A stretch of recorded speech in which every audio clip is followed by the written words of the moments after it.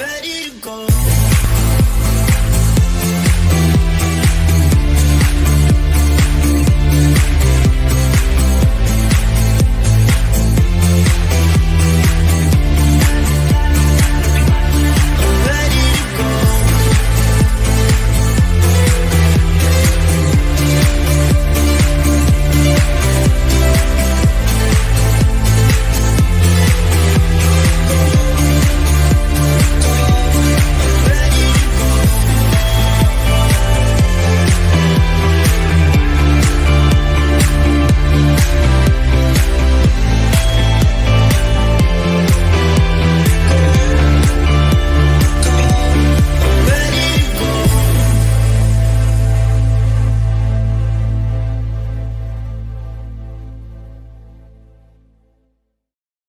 Hello and welcome back to the Bremner Square Podcast. My name is Johnny and joining me we have Kieran again. How are you doing, mate? Do we have to do this? I mean, I'm ill. That performance yesterday was terrible. I'm just not feeling well. Let's sack it off. Let's sack it. Well, thank you very much for watching the Bremner Square Podcast. Make sure to tune in next week.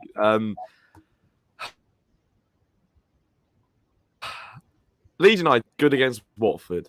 2-week break. It's fine. Let's come back and let's put in a good performance against Southampton. I genuinely think that is the worst performance I've seen under Marcelo Bielsa. I don't know about you.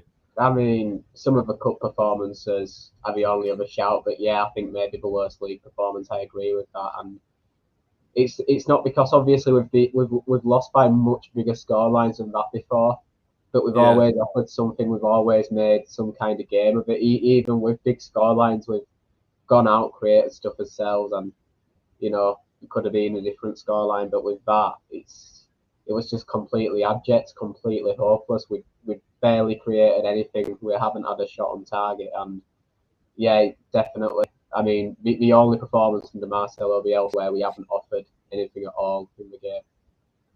I think we've done quite well to come away with no. The fact we didn't get a shot on target isn't good, but to come away with a 0.47 XG when we didn't register is unbelievable. I think we should be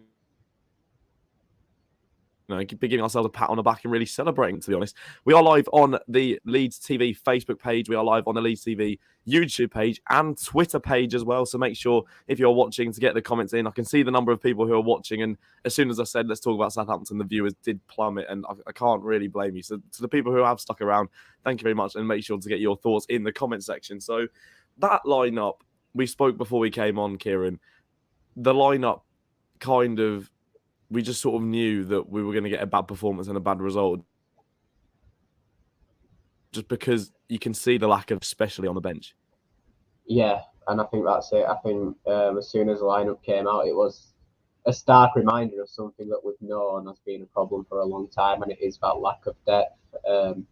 As soon as we have a few unavailability issues, you really start to notice in the team. I mean, the bench, once again, it's been like this pretty much all season, but it was all under 23s players who, to be fair, some of them are really talented and some of them look ready for some minutes in the first team. But a bench full of under 23s players and Adam Forshaw really does tell you the lack of depth.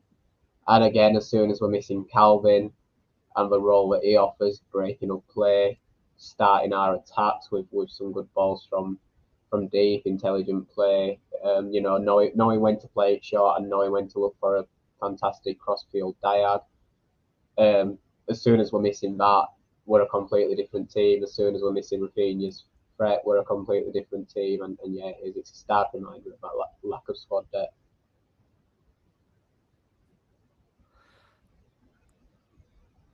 It is. There we are. There. I thought you'd finished, but I wasn't too sure because a bit more lag. I will improve the Wi-Fi. Don't worry. But like you say, missing Rafinha, missing Bamford, missing Phillips. I think Ayling as well and Firpo as well wasn't there, who was someone that we were expecting to see. I didn't hear anything about an injury to Junior Firpo before kickoff. So when he wasn't in the lineup, I just thought, it's just another name to add because I think putting Stuart Dallas at left back sometimes doesn't work. We can get onto him, and I don't think Mateus Klick have really been the same selves, half the player that they were last season. And I don't know whether the players just reached their peak last season. They won't be able to get back to that. All these negative thoughts are sort of coming in, but I don't want to be this negative because it is only October. We've still got so much of the season to go. And if we won every game from now, we might win the league. So you just don't know what's going to happen in the next couple of games that are coming up.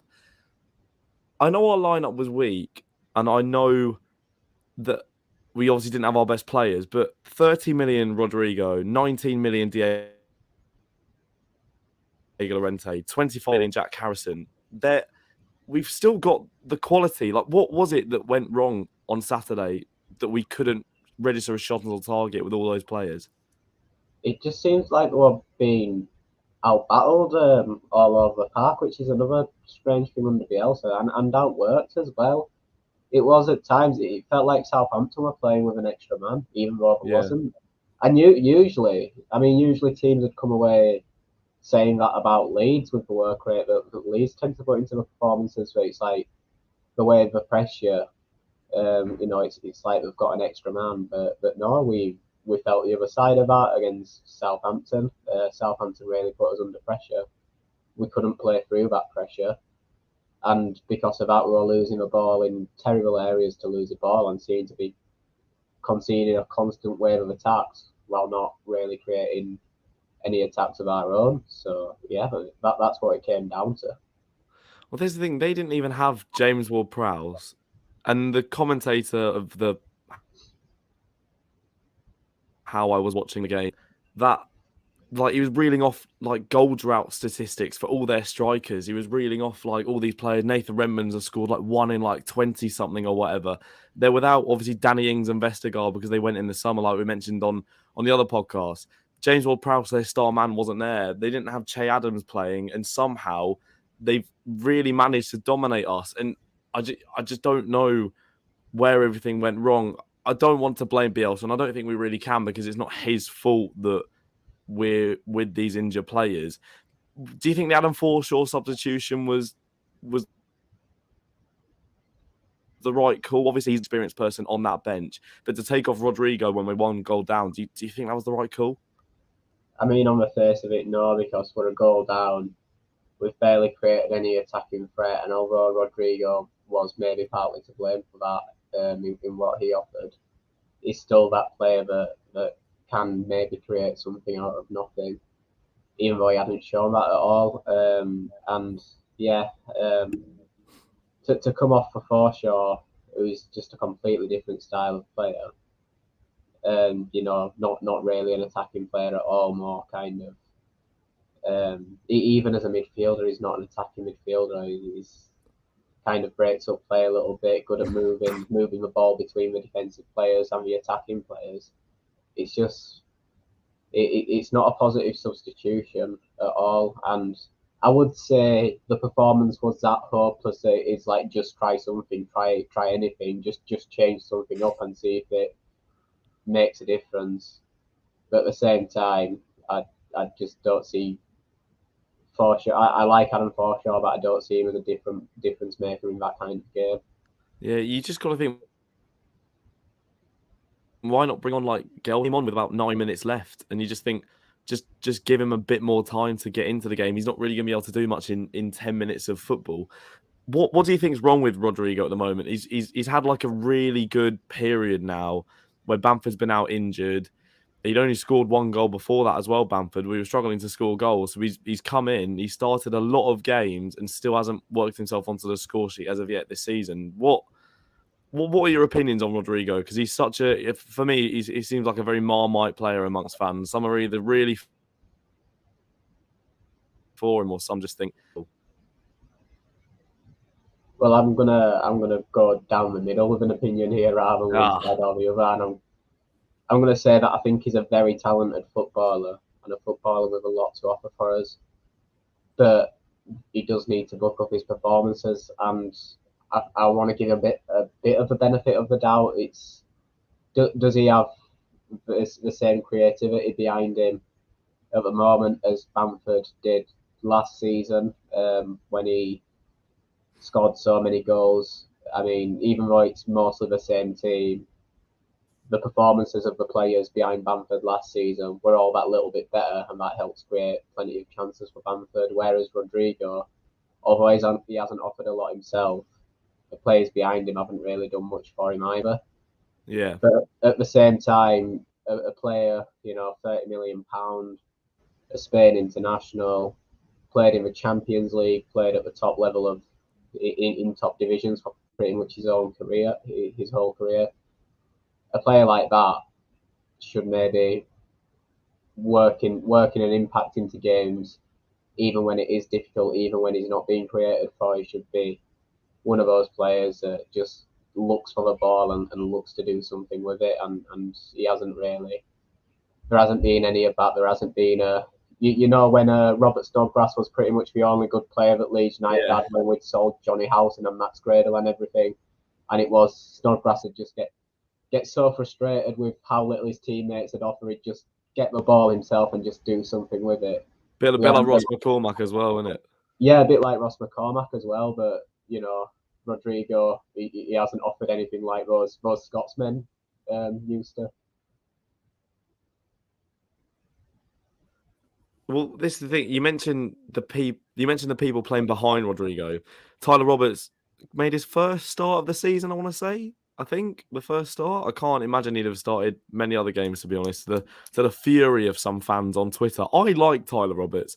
I'm an advocate for supporting your players, to be honest, and getting behind them, whatever.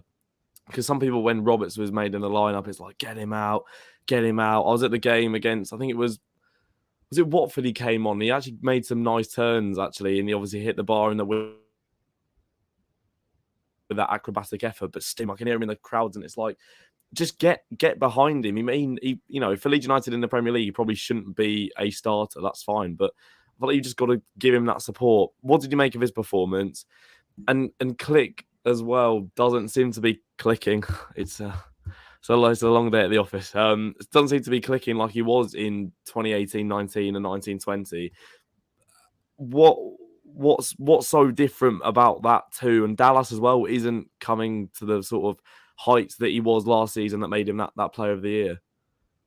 It's hard to pinpoint what's wrong, because it could be just like you said earlier, where they've been performing at the very top of their ability ceiling for so long that it's just caught up with them, which is an awful thought. That's the worst case scenario. I'd say Matthias Click has always been a bit like this. He's always had a bit of spells of form, spells where he's come out of form. I remember he started last season excellently. He had a big drop off where he was often a passenger on the pitch, and then he kind of pulled his socks up, got going again, and was a very good player towards the end of the season. So I mean, he got a beautiful assist for Poland in the international. He did. He's still got talent there. He's clearly still got talent there, and hopefully he'll have another spell of good form at some point. For Dallas, it's a difficult one. Maybe it's just, although he's always been that player that can step into any position and give you a 7 out of 10, at least, sometimes 8 or 9 out of 10. He did get settled into central midfield for a good spell last season, whereas this season, because of injury issues, he's had to be moved around the pitch again into right back, into left back, central midfield sometimes, and it is maybe that thing of he's playing in a different position every week. It's hard for him to get any kind of momentum. But yeah, we can't shy away from it. The levels of performance from pretty much everyone who was here last season has not been met at all this season. I'd say Jack Harrison for the first couple of weeks maybe, but then he's had a bit of a drop off as well. Do we potentially set the bar too high on our expectations for this season, do you think? Maybe. The thing is, I think we had to have a high bar because although it was always going to be difficult to repeat what we did last season, or improve upon what we did last season, we still wanted it to happen, because that's how you keep your best players at the club, to show progress, to show this project is going somewhere, so you don't need to take that move away, because you can play in Europe for Leeds United. But even if we avoid relegation this season, if we finish anywhere between 12th and 17th, how do you turn around to Rafinha and say, do you believe in the project, stay along, we will get you into the Champions League? How are you going to stop him taking that move to Liverpool as he's that's the thing, yeah. It came out in midweek, I think. Is it Deco, his agent, who said that Liverpool were interested? There were no official bids, I don't think, but obviously he wanted to stay. The thing is, Rafinha's had his call up from playing really well at Leeds. Bielsa pull that's the thing that's keeping these players here. And that it's the fact that if Marcelo Bielsa's here, we may have a chance of keeping him even if we do finish mid-table. Yeah, maybe so. I'd like to think so. I'd like to think that anyone... I mean, I think Calvin obviously recognises where he was before Marcelo Bielsa and where he is now. And he knows that it wouldn't have this interest from all the clubs that are interested in him if it wasn't from the role that Bielsa's played in his development. And I think Rafinha probably recognises that to an extent as well, even though he was already performing in a top flight league before he worked under Bielsa in Liga. And I think he's gone up another level during his time at Leeds United. He's improved all the time as well. Like, he was brilliant when we first had him, but he just got better and better as last season went on. And he's gone up another level at the start of this season. He's another player as well. It is one who you can't say his levels have dropped from last season. They've actually picked up. So hopefully maybe he recognises the role that Bielsa's played in his development, and as long as Bielsa's here next season, he would be interested in staying. But I mean, I can see the pull of a big money move to a team like Liverpool that are in the Champions League. He doesn't have the same loyalty to Leeds. Like, he's not the Calvin Phillips, is it? It's not the same as Calvin, is it? No, it's not. No, definitely not. He wasn't born in the city. He didn't grow up a fan, and it'd be much harder to keep hold of, I think. No, it will be. And if Bielsa's here next season, if Bielsa's here next season, I don't want to think about it. I don't want to think about it, but we are heading to the Championship as it stands anyway, so I don't mind. 46 games, midweek, EFL on Quest, had to wait up as late for match of the day. It's a lot better. Come on. I think... No, please do not get relegated. I think if Newcastle beat Spurs, we drop into the relegation zone. One thing I did want to say, I mean, it's not a question. It's more just me sort of releasing my emotions. I miss Pablo. I miss Pablo Hernandez so much. Yeah. Oh, that man would have dragged us out of yesterday. Done the little puff out of his cheeks and curled something into the bottom right and rescued a point. He would have. Yeah, I mean, it has got to a point where you're thinking, should we have renewed his contract and given him another year? Would he have had something to offer even at the age he is now? Yeah. But yeah, we'll never see Pablo playing a Leeds shirt again unless it's some kind of charity match. We've got to accept that now. Did you see the fans who went across to where he's playing in Spain? The Leeds fans travelled across to go see him. Did you see that? I didn't actually see that. No. They went across, and I think he put a photo on his Instagram story. I don't think he was in it, but he put a photo of the fans who had like Leeds scarves and flags who were like marching on together or something like that, or like thank you for coming or something. So I think a lot of Leeds fans, international break as well, will just be making that trip out to Spain to go watch Pablo. I'd love to go see him. I don't know about you. Yeah, I'd love to as well. I mean, I think that's my next trip abroad. Whenever I manage to get it in, go see Pablo play for Castellón, isn't it? Yeah. That you just know as soon as you go he'll get injured. Like the night before, it'll be like Firpo. You don't know he's actually injured. They release the line up. It's like, I've just come for really what is now no reason at all. But it's always good to treat yourself to a bit of international football. So the next game, Wolverhampton Wanderers, it's fantastic. They just turned around a 2-goal deficit to win 3-2 in about the last 10 minutes of their game against Aston Villa on Saturday. So a nice and easy game at Ellen Road on Saturday, Kieran, against Wolves. Yeah, I mean, I still don't forgive Wolves for last season where we're actually a better side in both of those games against Wolves. And I think both goals came about for Wolves, if I remember, in quite lucky circumstances. Definitely in the second fixture where Adama Traore hits the post over crossbar and it bounces Yeah. many years back. I've kind of forgot the first fixture a little bit, but I do remember Leeds being probably on top. And Wasn't it? It came off Calvin's hair or something like that. It was like man bun. It sort of the ball just deflected off his head and then went into the sort of other side and wrong footed Melier. Like they have scored two of the jammiest goals to secure 6 points against us that I think I've ever seen. Yeah, you're right. Actually, that's jogged my memory. That was the exact goal. So yeah, I don't forgive Wolverhampton Wanderers for last season. But the thing is, I'm less confident that we'll be the better side this season. Considering, I mean, you can't come off Saturday's performance against Southampton and expect to be on top against Wolves. Yeah. Hopefully we are. Hopefully Southampton was just a blur. But you know what? It'd almost be kind of perfect if we got battered against Wolves in a similar way that we got battered against Southampton, but we need to win out of it somehow, because that'd just be the perfect response to last season. Yeah, exactly. I mean, you actually hit the nail on the head, and I wrote something down before we came on. Do you go into these games now expecting to win? Because last season, these sort of games, I'll be like, anything less than 3 points, I'm not happy with, which is unbelievable for a side that just came up from the Premier League. Like, we'd go to Man City away, and I'd be like, no, we can easily get a point here. 3 points is obviously a little bit of a push. But in these sort of games last season,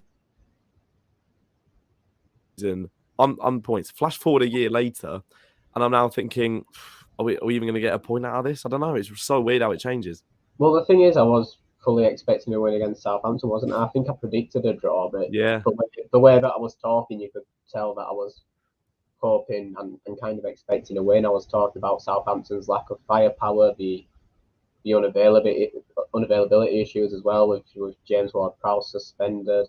Yeah. So I was saying that that I expected a win pretty much without actually saying it, and then I think off the back of that Southampton performance, no, you're not going into any game expecting a win. You're not going into Wolves expecting a win at all, because how can you have any confidence that you're going to go to that game and take the game to them when you've just completely been outclassed, outperformed, outworked by a Southampton team that were in a little bit of disarray.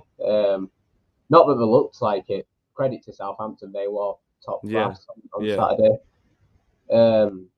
So, and like you say, like you referenced, you would go into games against City. I remember that City away game where we've managed to win it with 10 men thanks to Stewie Dallas. Yeah. But even before the match, I was thinking, well, we can get a draw out of this today. I know. But if we come up against City now, if we're going to a game against City this season with a similar run of form as we're in now, you're just not expecting anything. You just keep the scoreline down. That's the expectation. How have we done this in less than a year? The City game was now in October, and I don't get how it's gone. I think the catalyst for all this was that first game of the season. I think it just set off on such a bad tone that everything else was just so negative after it. Like the draw against Everton was a really good result, but because it took a while to get that first win, but that 5-1 loss, if that comes like it did with the 6-2 last season at Christmas, you've got other results before it that you can go, no, we're going to be fine. When you have that 5-1 that first game of the season, for me, I don't know about you, it's just set the tone massively. Yeah, it was an awful note to start off on, and I remember being dragged down a bit at the start of the season because, like I say, as much as we shouldn't have expected to be able to match last season, we should have hoped for it, but we shouldn't have expected it. I did kind of go into the season thinking we're going to build on his performances last season. We're going to make a real push for at least Europe this season, and then you just as soon as that Man United game goes by, you've got beat 5-1. Even though it's Man United, even though the amount they spent in the summer and the fact they did finish second in the end last season, didn't they? Yeah. Despite all that, when getting beat 5-1, it fell so short of any kind of expectation. And I came off the back of that thinking, how can they expect us to do anything when we get played off the park like that? So my expectations of we're going to at least make a push towards Europe this season, we're immediately knocked on the head. I love it how at the beginning of this season, if it was like almost like, oh, if we don't get Conference League, it's probably been like a failure of a season, and now it's like just keep us in the league. But the positive is that former Leeds player Michael Brown is back commenting on the podcast again. I don't think it's Michael Brown, the Leeds player, but hasn't confirmed that it is or it isn't, so I'm not too sure. He says Leeds need to get their main players back from injury and get them firing on all cylinders. There are worse teams than Leeds in the Premier League, and even Southampton. You can argue that Southampton are worse than us. He also said that Newcastle will improve with the investment, but obviously they can't improve with it until at least January at the earliest. There are worse teams than us in the Premier League, and I'm not going to be throwing that R word of relegation round at all until late on in the season if we're still in this predicament. Wolverhampton Wanderers aren't going to make this predicament any easier, though. They have won their last 3 league games, and their only away loss of the season came on the first day at Leicester. It's going to be a very, very tough test. Good football, and with the momentum that they're in at the moment, it's going to be a tough ask to potentially even get a point from this one. Yeah, and I do want to pick up on something Michael has said there first. Yeah, there are worse teams on paper than us in the Premier League, and I do think it's kind of important that we don't get too low. Yes, we should be concerned by the level of performance against Southampton, but we should at least have a bit of hope that it's a one-off, that we don't perform like that under Bielsa. We haven't performed like that under Bielsa before, so why should we expect it to continue happening? So yeah, we should be concerned, but we shouldn't be downbeat. We shouldn't be downtrodden. There is on paper worse teams than us in the Premier League. If we do get our best players back fit, then yeah, the complexion of our team is completely different. And just one thing I want to say, I'm not just saying this because I'm bitter about the takeover and that we're now the richest club in the world. I really hope that, like you say, Newcastle, they have to wait until January until they can invest and improve the team. And we've seen teams in relegation trouble, but with a bit of money behind them, try and just make wholesale changes in January. In the past, I'm thinking it might have been QPR in the 2012-2013 season when they brought in players like Lloyd Cremieux, who was one of the informed strikers in the world at that point. And it came back to bite them because you can't just throw together a completely new team in January and expect them to gel with each other immediately. So just because they're a competitive rival, not because I'm bitter about the takeover, because they are a team that we are looking at right now. Of course. I hope we finish above them. I really hope it comes back to bite them. But looking at the Wolverhampton Wanderers game, Wolves, their bad start to the season, it was a bit of a... Well, you didn't know how the new manager would do, whether he'd stand up to the job, but what you could say about Wolves for definite is that they've got a very talented team full of good players who didn't really belong in a relegation battle. So you was always in two minds that yes, form could pick up from Wolves, and it has done now. It looks like the manager, he struggled at first, but he's got them playing and clicking with his system now. Yeah, he has. And results have picked up, and we know that they're a dangerous team with really dangerous players, and we've just got to hope that Leeds United give an account of themselves, just look more like that team that we have been for the last three seasons, for the previous 3 seasons, and we've been at the start of this season. Because if we are at our best, if we are back to anywhere near as levels of performance last season, then we at least make a very good game of it against a very good team. Well, it's like what you said. The performances actually recently haven't been that bad. In the West Ham game, we were really good for 45 minutes. Watford, I thought, was a really good 90-minute performance. The only thing that's really scaring people about that Southampton game was because we genuinely didn't look like scoring. In the other games, we've actually provided quite a bit of threat. Like Newcastle, we should have scored more than the one goal that we scored. These other games, we've had other chances. I think it's just that one performance where we didn't look like doing anything that sort of maybe thrown people a little bit off. But like you say, there's no better way than to bounce back. than a full house at Ellen Road. I imagine it will be a full house. Getting everyone back on side. If we get 3 points on Saturday, everyone has forgotten about the Southampton game immediately. Do you know what I mean? And I hate to make the day worse for you, Kieran. Your real Leeds have lost, but it's actually not Michael Brown as well, who's been commenting. So thank you for tuning in, though, Michael. Even though you're not the ex-Leeds player, commented. Just trying to get up. There we are. He said, this season for Leeds is about consolidation. This is the second season syndrome for Leeds, and they are more familiar with the Leeds and how Leeds play. The key is to survive and invest in players. Obviously, the key is to survive, and I think we would just take survival at this point. The only thing is, with the whole second season syndrome, we saw it with Sheffield United last season. I just didn't want us to be that side again. I thought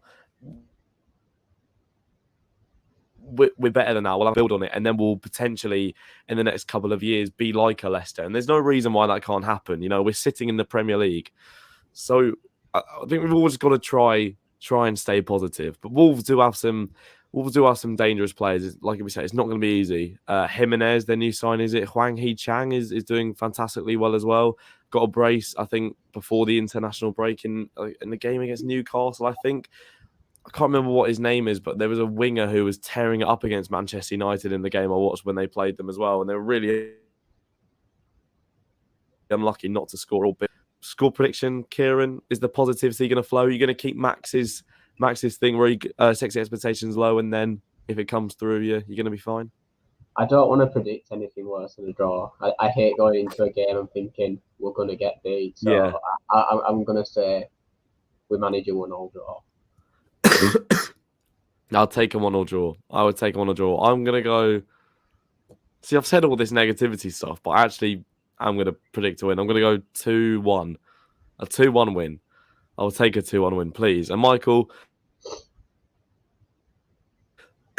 So I could say that Cooper, Dallas, Ayling and Click are late 20s, early 30s, and there should be younger players starting to challenge them for the first team.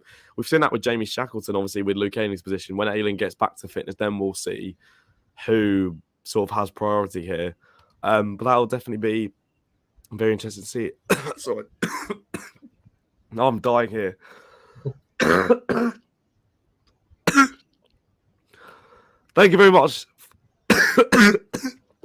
Yeah, I think it's about time we got off because we're both clearly quite ill here. If you can wrap this up, Kieran. Fantastic. Right, thanks everybody for listening. We've been the Bremner Square Podcast, and obviously we'll be back again next week to review, hopefully, a win at Wolverhampton Wanderers and preview the next game. I don't actually know what it is. I'm just going to say Norwich City. I think it might be Norwich. Yeah. Thank you. See you next time.